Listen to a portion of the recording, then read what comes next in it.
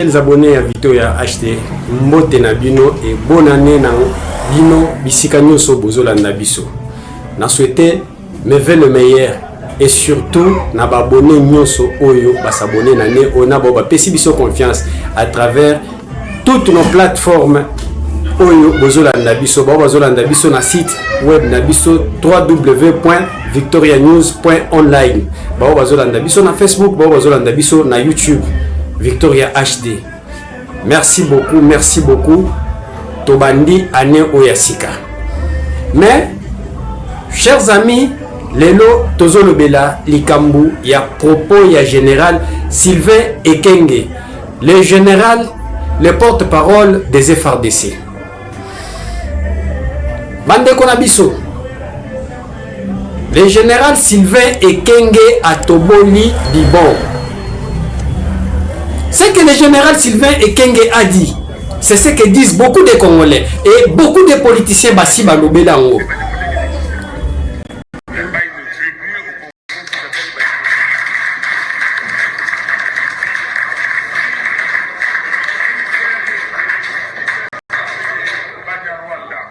Parce qu'ils sont venus du Rwanda et tout ça, on n'a pas de problème. Le frère a parlé ici, il a dit qu'il a étudié à l'université de Lubumbashi avec la bourse de la CPG. Il n'y a pas de problème.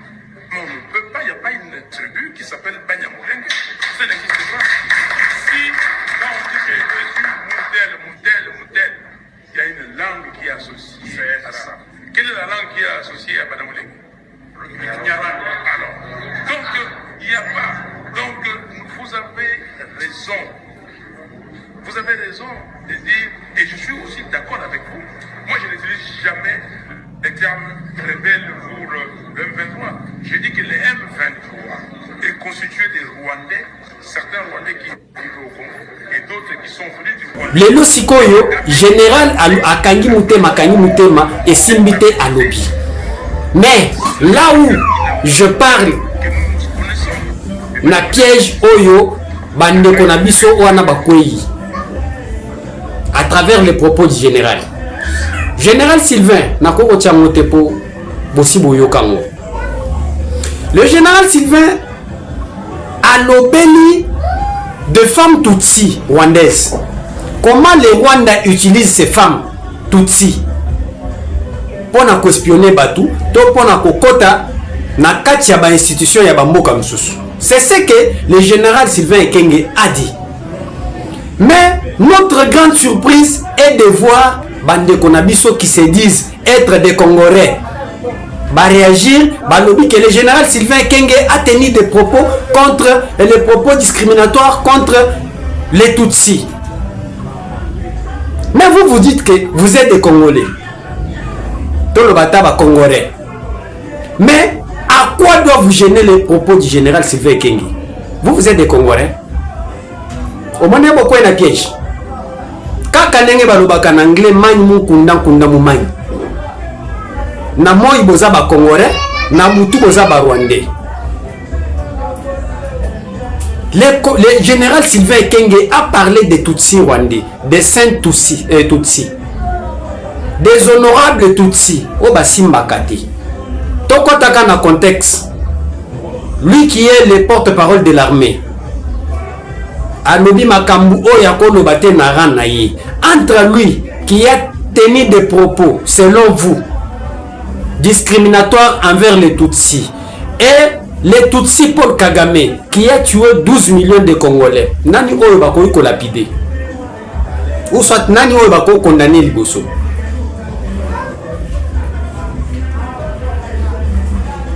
Oui, on peut parler du génocide rwandais qui n'a coûté qu'à 800 000 personnes. Alors que Paul Kagame et James Kabaré, ils ont tué 12 millions de Congolais. Vous savez, 12 millions de Congolais représentent 150 stades de martyrs remplis. Dans le cas stade de martyrs, à 80 000 personnes. 80 000 personnes pour un stade de martyrs. Un stade de martyrs, on a fois 150. C'est le nombre de personnes que Paul Kagame a tué au Congo. 12 millions que Paul Kagame a tué, c'est l'ensemble de la population du Congo-Brazza et de Gabon. Bazu Basangisi Bango, le nombre de Batu Paul Kagame a tué. Qui peut-on condamner entre Paul Kagame et Général Sylvain Ekenge?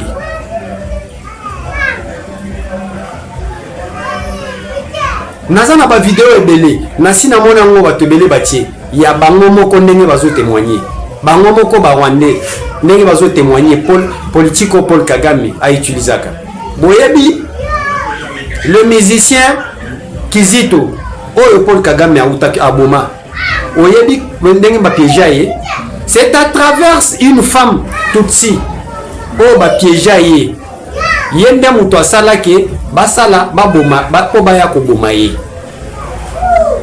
Mais on ne peut pas parler de ça.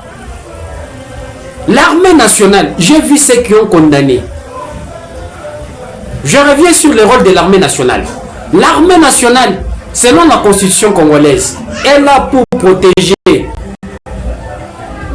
les territoires nationaux. Tozoni na Bible, armée nationale comme les FARDC. Na katia Bible za lo quoi Samson. Samson était, le rôle de Samson dans la Bible était de protéger l'Israël. Et le meilleur qui protégeait Israël, c'était le roi, c'était qui? Samson. Tandis qu'au Congo, nous avons quelqu'un que nous appelons, ce n'est pas quelqu'un, Tozana armée nationale, qui a pour rôle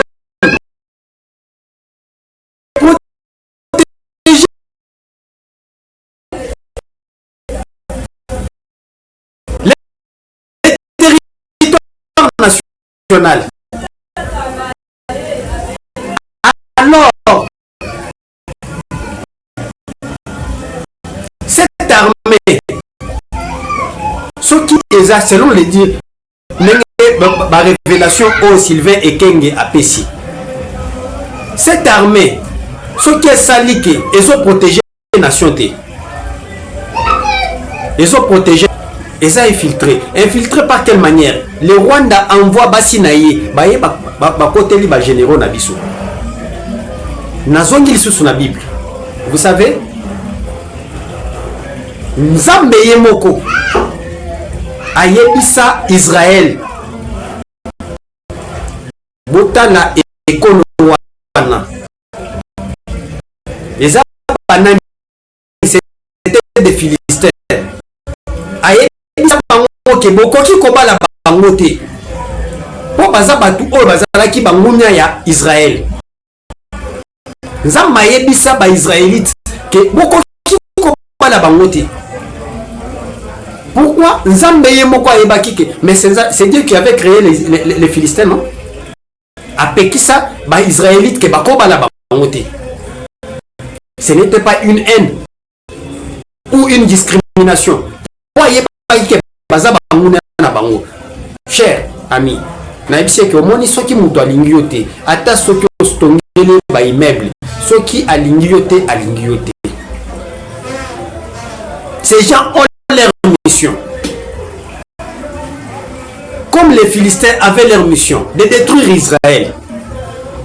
Samson par amour, par bolingo, qui était le protecteur, akenda kozwa Dalila.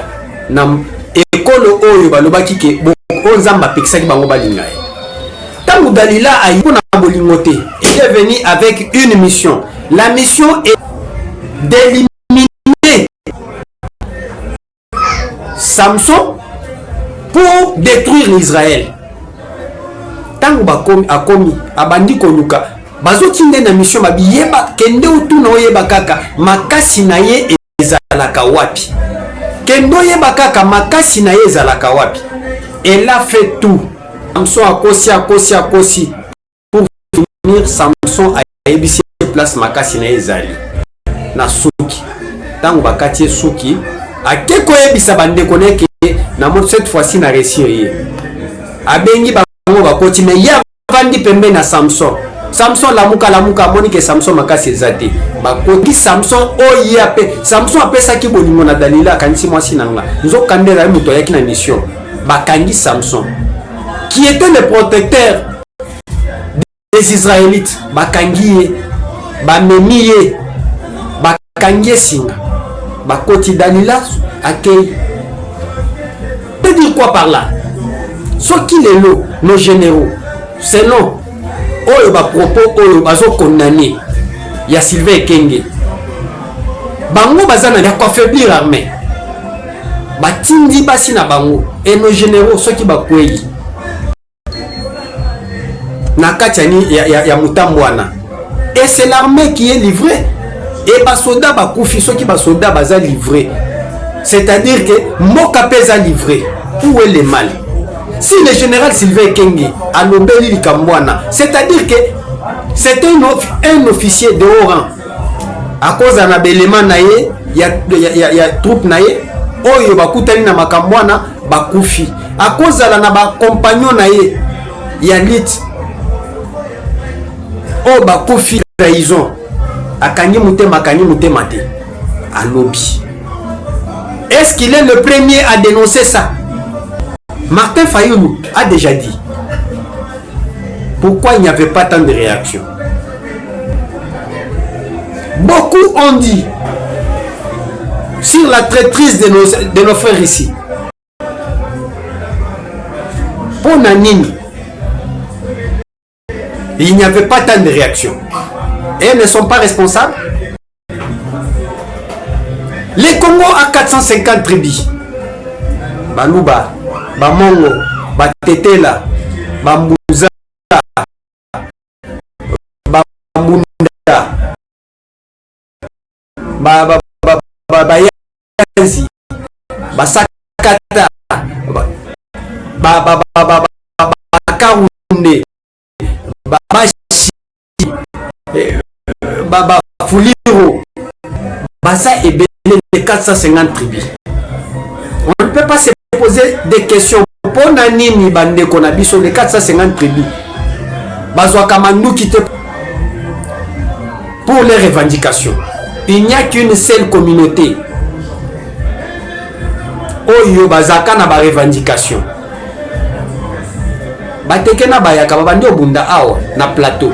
Pour Nanini Tomoni Denis Sassou ayete ke ayokote la bateke ke bazo bomba teke na Congo.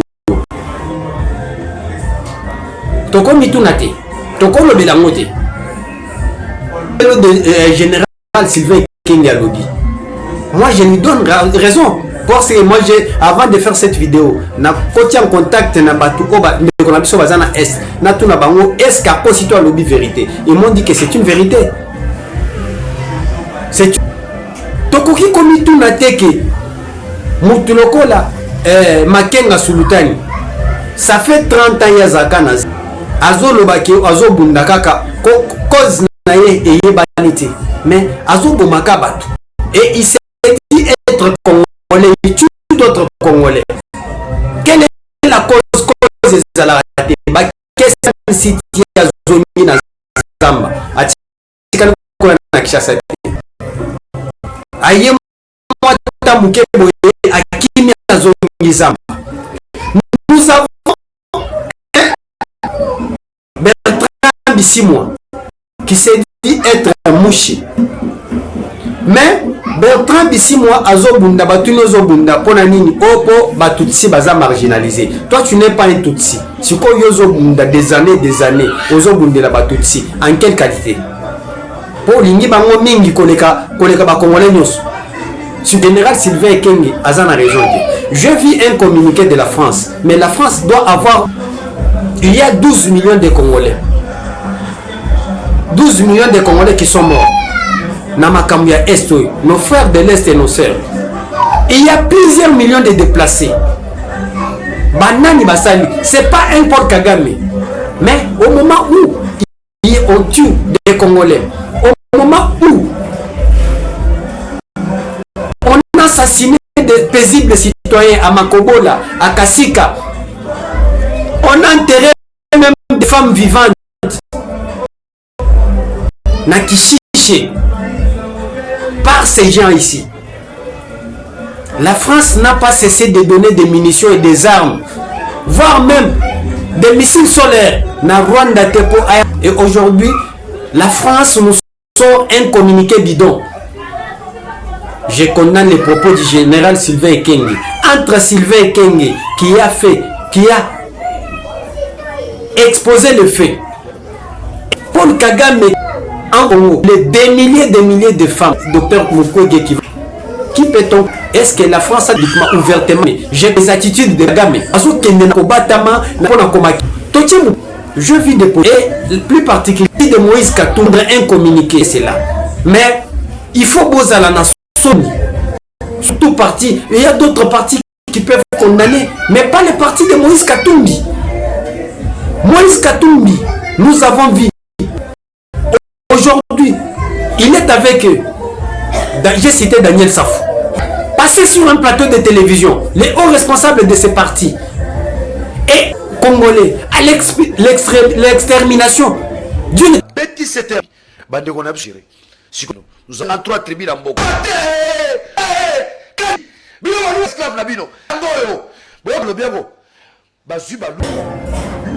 Notamment Balouba. Les hommes militants simple été. Un député national. Totika Moïse Katumbi basa la communiqué pour na dénoncer. Moïse Katumbi à l'époque il était au Katanga. On a tué Amalemba Nkulu. Totika là yoka communiqué à Moïse. Moïse Katumbi est no cadre de son parti. J'ai Dominique à plateau pour tenir des propos au Balouba Baliaka Ingi Bangote Bakoke c'est coutume il faut bazon. Mais Dominique Mounoé na Katanga il y a des Katanga et c'est chiens. Ce sont le premier commande. Mais mon nom, on n'a jamais refusé. Pas vie. Du parti ensemble condamnant les propos de qui de la dame Mounongo. Je peux parler de plusieurs cadres du parti ensemble. Propos ya bongo. Voire même le propos de Mondo Simba à Kalemi avant que candidature à Moïse Katumbi à l'élection 2023, ils ont accepté. Il a dit que si le candidat de notre leader n'est pas entériné à la CENI, nous allons appliquer les ciseaux. Est-ce que Bazouanini Tayako condamné par propos wana? Jamais. Aujourd'hui, moi j'ai dit que le général Sylvain Kenge n'a pas tort. Na Oya Lobby. Il y a des militaires qui meurent. Oya armée Nangaï. Il y a RDC. Bazo Koufa. Ces militaires-là, il y a ceux qui ont laissé des veuves. Il y a ceux qui ont laissé des orphelins.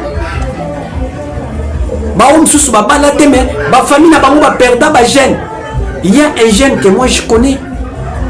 Paix à son âme. Petit nanga Oucho Koufa. La guerre pour la patrie. Guerre injuste nous imposée par le Rwanda à cause de nos minéraux. Tant bazoya, oh, il faut chercher les causes profondes. Mais nous connaissons, je le répète souvent, les causes profondes de cette guerre, c'est les velléités expansionnistes du Rwanda et l'exploitation de nos minéraux. Netinda Kapol Kagame Ariana Congo. Et vous voulez que token de dialogue pour token de débattre le quoi notre yebi que yangwana Kapol Kagame ya Kapol koyiba minéraux na Congo. Je donne pleinement raison au général Sylvain Kenge. Chers amis, to liker émission, to partager vidéo. To partager vidéo. To partager vidéo. Vous dites que vous êtes des Congolais. Congolais. Mais le général a parlé des femmes tutsi rwandaises. Mission na bango en Afrique. Mais ce que est concerné bino nani. Toza loko bazombo ya Angola. Le Congo et lobby lobby masolo ou soit Angola, un général de l'armée angolaise abeti masolo ya bazombo oya Congo mission basala kana Angola. Tomoni mbala moko bazombo ya Angola basiliki. Et tolingi toyeba ngape na yebaka te. Boza communauté nde banyamulenge tutsi nde tribu na bino ou soit nyonso mibale zeloko moko. Bo expliquer biso. Merci beaucoup. Merci beaucoup. Tokutani lobi na kati ya numéro mususu. Merci.